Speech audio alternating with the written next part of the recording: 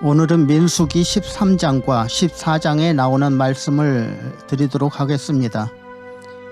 출애굽한 이스라엘 백성들에게 있어서 가장 기억하기 싫은 장소는 아마 가데스 바네아일 것입니다.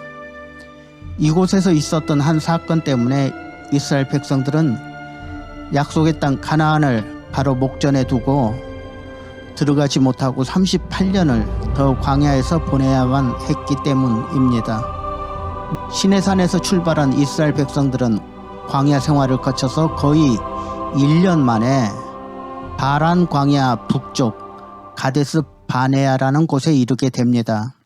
이때는 애굽을 출발한 후 약 2년째 되는 시점이라고 보시면 됩니다. 이곳은 가나안 땅에서 조금 떨어진 곳입니다. 이제 이스라엘 백성들은 하나님이 주시겠다고 약속하신 땅, 가나안 땅에 거의 도착한 것입니다. 하나님께서는 가나안 땅을 아브라함의 후손 이스라엘 백성들에게 주시겠다고 약속하셨습니다. 지금 이스라엘 백성들은 하나님이 주시겠다고 약속하신 땅 바로 앞에 와 있었던 것입니다.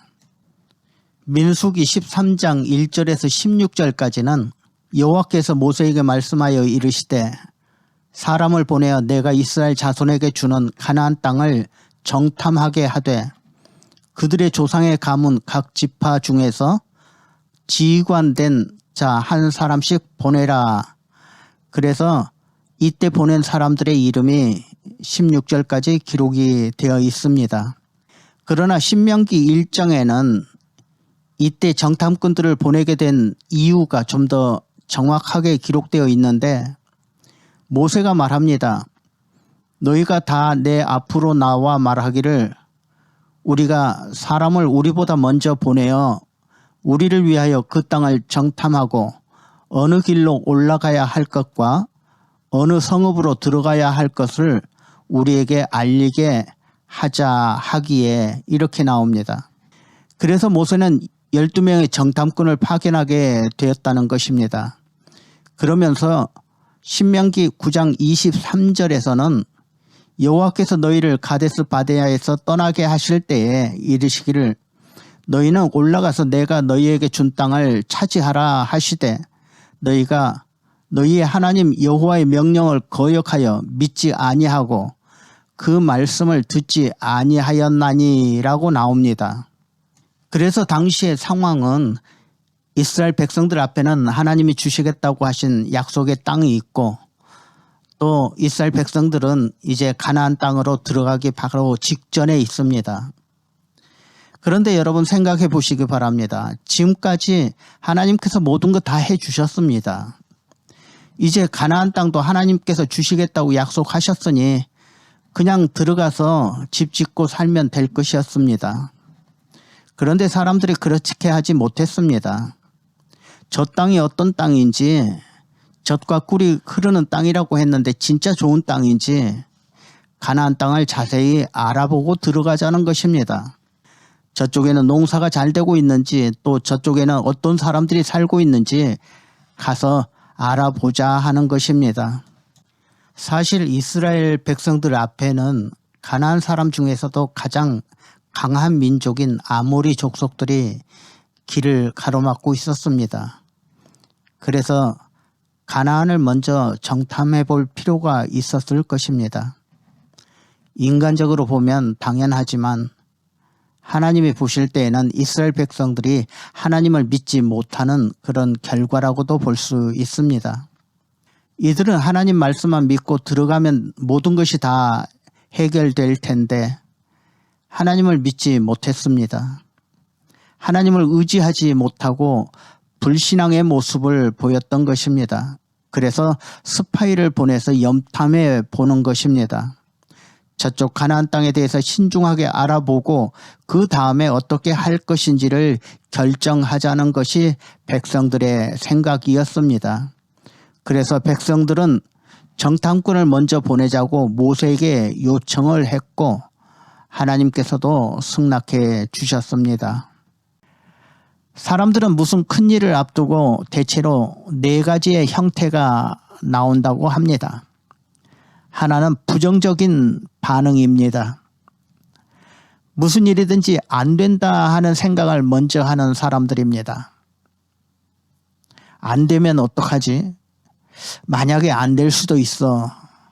이렇게 안 되는 것을 먼저 생각하는 사람들입니다. 두 번째는 긴가민가 망설이는 스타일입니다. 이럴까 저럴까 할까 말까 매사에 망설이는 사람들이 있습니다. 세 번째는 말은 많이 하는데 실천이 없는 사람들이 있습니다. 이것 해야지 저것 해야지 하면서 행동은 하지 못하는 사람들입니다. 이런 사람은 생각만 하고 말만 하고 실천하지 못하는 사람들입니다. 넷째로 뭐든지 긍정적으로 앞으로 나가는 사람들이 있습니다.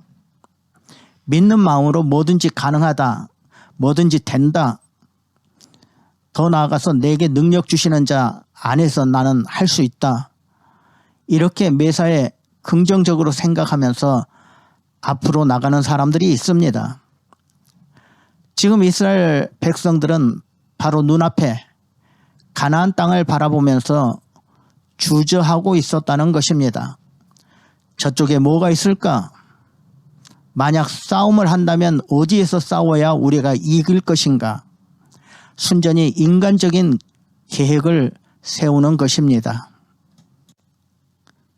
쉽게 말하면 하나님께서는 들어가 살아라 하셨는데 아닙니다 하나님, 내가 직접 보고 결정하겠습니다 하는 것입니다.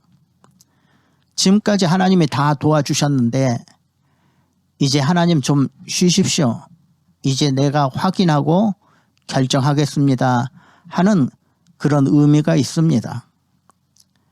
여러분, 하나님이 하라 하시면 그냥 하시면 됩니다. 하지 말라 하는 것은 그냥 안 하시면 됩니다. 하나님의 명령은 어려운 것이 아닙니다. 쉬운 것입니다. 성경에도 그의 계명들은 무겁고 힘든 것이 아니라 이렇게 말하고 있습니다. 하나님이 약속하신 것이라면 하나님을 믿고 그저 아멘 하시면서 앞으로 나가시면 된다는 것입니다. 그런데 이스라엘 백성들은 그렇게 하지 못했습니다. 12지파에서 한 명씩 12명의 스파이를 뽑아서 40일 동안 가나안 땅 구석구석을 정탐하게 했습니다. 이렇게 스파이를 성경에서는 정탐꾼이라 나옵니다. 정탐꾼이 40일 동안 가나안 여러 곳을 둘러본 후에 돌아왔습니다. 이들이 돌아올 때 그 땅에 풍성한 수확물을 가지고 왔습니다. 그 중에서도 두 사람이 포도송이가 달린 가지 하나를 메고 왔다는 것입니다. 이것은 가나안 땅이 그렇게 정말 좋은 땅이었음을 증명하는 것입니다. 이들이 돌아와 모세와 백성들에게 보고했습니다.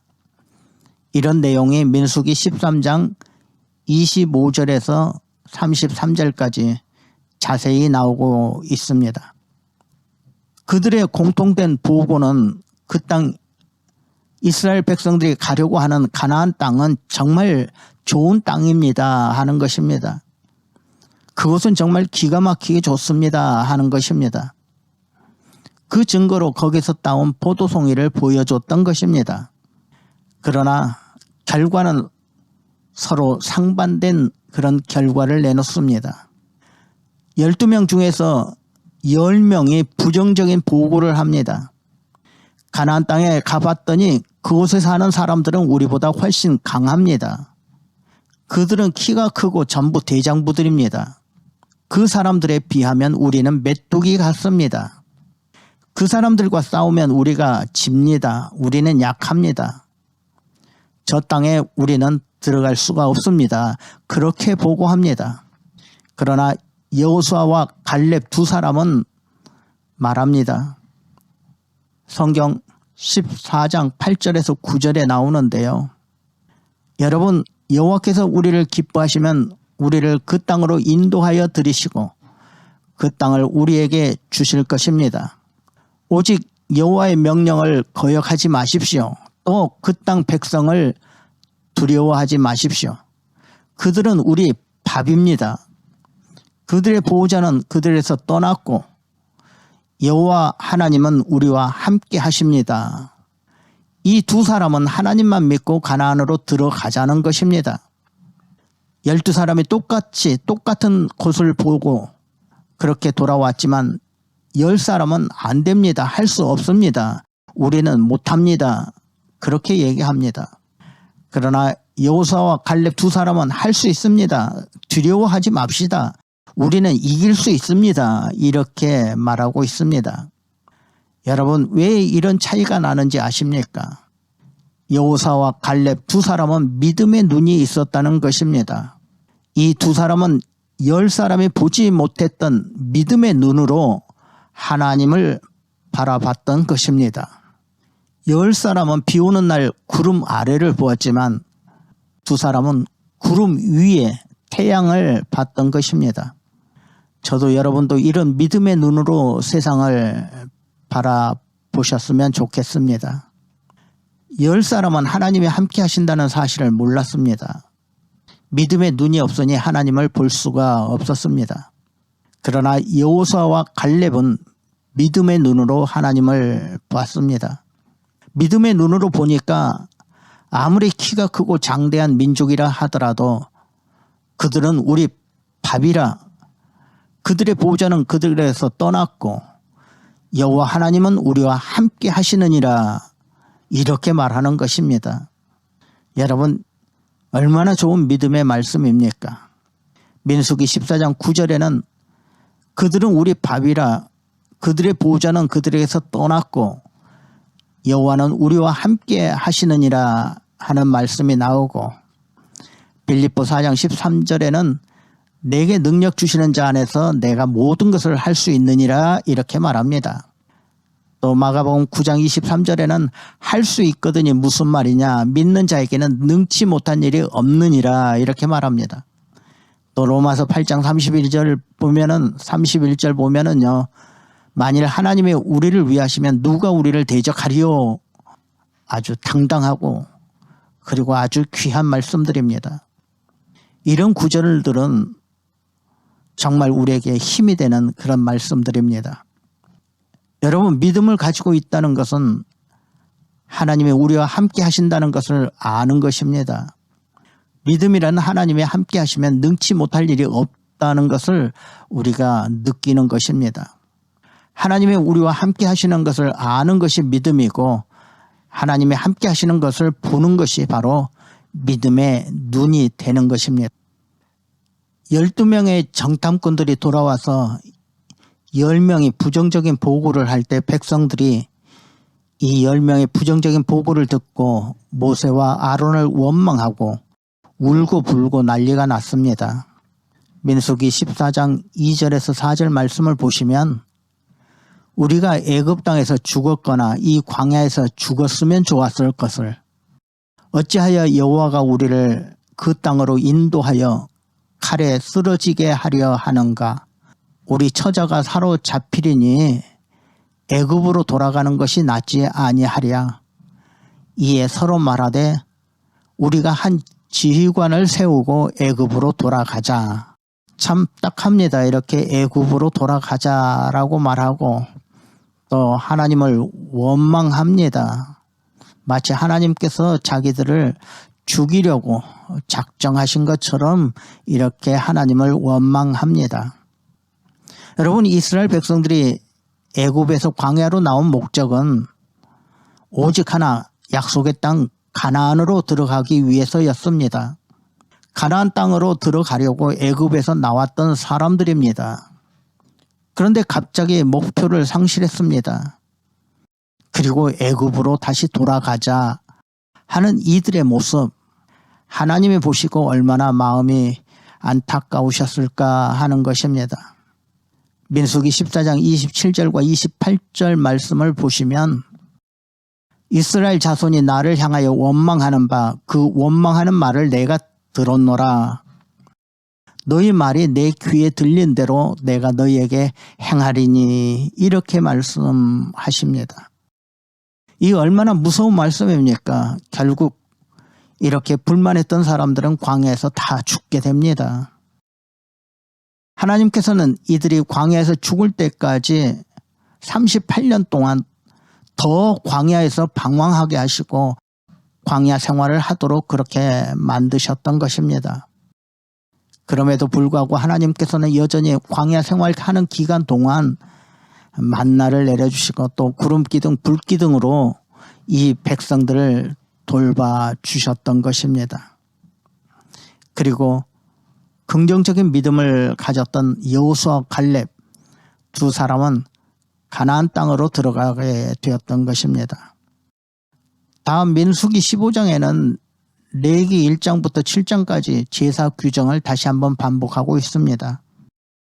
번제와 화목제, 속제제, 속건제 이런 제사 제도에 대해서 나오고 그리고 16장에서는 또 다른 원망과 불평, 반역 사건이 나오는데 모세와 아론을 못마땅하게 여기고 당을 지어 불평불만하는 모습을 보게 됩니다.